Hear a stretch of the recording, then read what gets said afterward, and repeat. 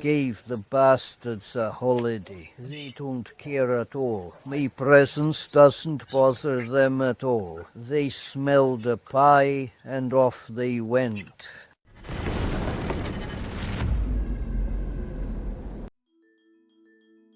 Ukraine continues its strikes on Russian energy infrastructure, but the bad news for Putin is that these attacks are closing in on Moscow. On October 31st, 2025, as a result of a special operation of the Defense Intelligence of Ukraine, the Koltsovoy petroleum product pipeline was put out of service. According to the Defense Intelligence of Ukraine, this pipeline provided the Russian occupation forces with resources to wage war against Ukraine. The critical military infrastructure facility is located in the Ramensky district of the Moscow region. Despite the presence of an anti-drone net and the protection of the facility by paramilitary groups, all three lines of the pipeline for the transportation of gasoline, diesel fuel, and aviation kerosene were simultaneously blown up. The pipeline has been completely decommissioned. The Russian side promptly sent special services and repair crews to the site of the explosion. However, the extent of the damage makes it difficult to restore the facility quickly, which creates logistical problems for the Russian army. The Koltsovoy petroleum product pipeline is 400 kilometers long. The fuel came from the Ryazan, Nizhny Novgorod, and Moscow refineries. In the same night, as Warthog Defense reported in our previous video, Ukraine plunged an entire region near Moscow into darkness after attacking its power grid. Due to Ukrainian attacks on strategic facilities of the Russian defense industrial complex, the volume of oil product processing in the Russian Federation has significantly decreased. This was stated by the representative of the Main Intelligence Directorate, known as GUR, of the Ministry of Defense of Ukraine, Andriy Yusov. The key indicator is how many Ukrainian drones reach their targets and cause damage. According to various estimates, the reduction in oil product processing in the Russian Federation is from 18 to 20%. These are extremely large figures, Yusov noted. He added that the Russians are trying to protect their military-industrial and fuel and energy complexes, so they are trying to combine outdated Soviet air defense systems with modern equipment.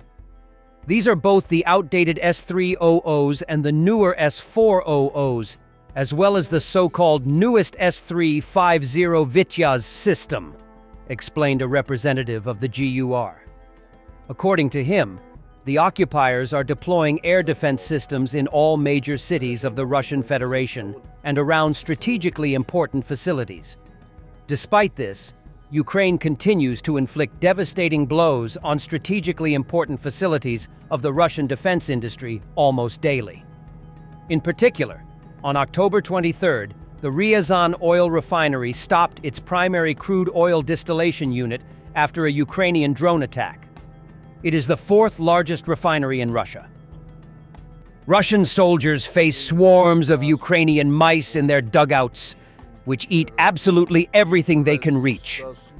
Russian war blogger Platon Mamatov complains, "People who haven't fought think mice are cute.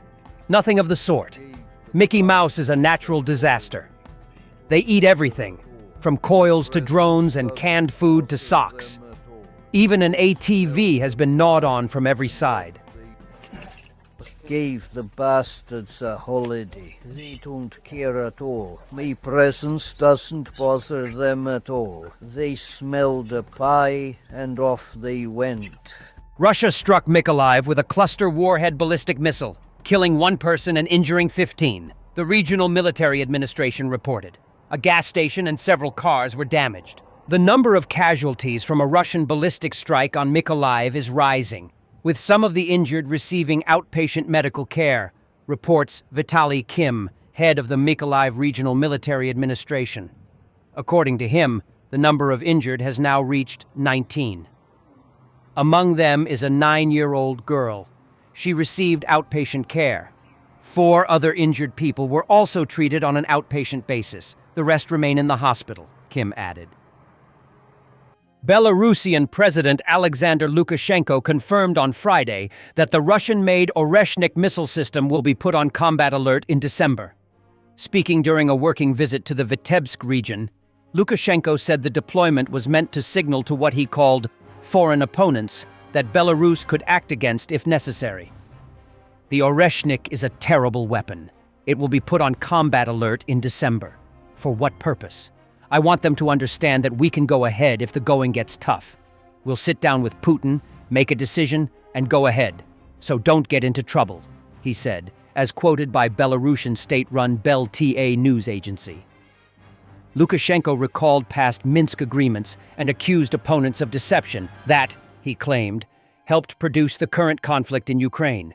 He said 2 million people have died, and many more have been maimed, and warned neighboring states against provoking trouble. Separately, during a visit to the Berezinsky Biosphere Reserve, Lukashenko insisted Belarus would not become involved in a war unless there were external aggression, stressing that a stable economy and jobs were the keys to peace. For now, thank God, we are not at war. And that is the worst thing. And we will not fight if we have facilities, if we have work, and if we are busy, he said. If other countries conduct nuclear tests, the U.S. will do the same, Trump said. The nuclear tests that you were talking about. Are you talking about literally resuming underground nuclear detonation tests? You'll find out very soon, but we're going to do some testing. Yeah, other countries do it. If they're going to do it, we're going to do it. Lithuania will tighten its grip on Russia's Kaliningrad starting November 21st. Lithuania will halt transit of Russian oil products to Kaliningrad via Lithuanian railways, complying with US and UK sanctions. Nearly all of the 194,000 tons shipped this year came from Lukoil, a major choke on Russian energy logistics. Although US President Trump often praises his good relationship with Putin, the Russian president is once again spitting in his face. A sanctioned Russian military transport aircraft, the Il-76, has arrived in the Venezuelan capital, Caracas. The flight is seen as an attempt by Moscow to expand its military presence in Latin America, Defense News reports. The landing of the Il-76 with the number RA-78765 took place after Venezuelan President Nicolas Maduro appealed to Russia, China, and Iran for military assistance. This step was a response to the increased U.S. military activity in the Caribbean region. Aircraft of this type were previously used to transport weapons, military materials, and even mercenaries acting in the interests of Russia. The aircraft is operated by Aviacon Zitotrans, a company with 6 transport aircraft. The company is under sanctions from the United States, Canada, and Ukraine because of its ties to Russian military structures. The company has repeatedly supplied military equipment to regions where Russian mercenaries, including the Wagner Group, were operating. Amid rising tensions in the Caribbean Sea, Venezuela asked Moscow for missile and radar support. According to U.S. documents, Maduro's letter to Vladimir Putin asked for defense radars, modernized aircraft, and missile systems. The Venezuelan president also proposed to modernize Su-30 Mk2 fighters and create a 3-year financing plan through the Rostec Corporation. In addition, Caracas is seeking to purchase modern radar systems from China and strike drones with a range of up to 1,000 kilometers and GPS jamming systems from Iran.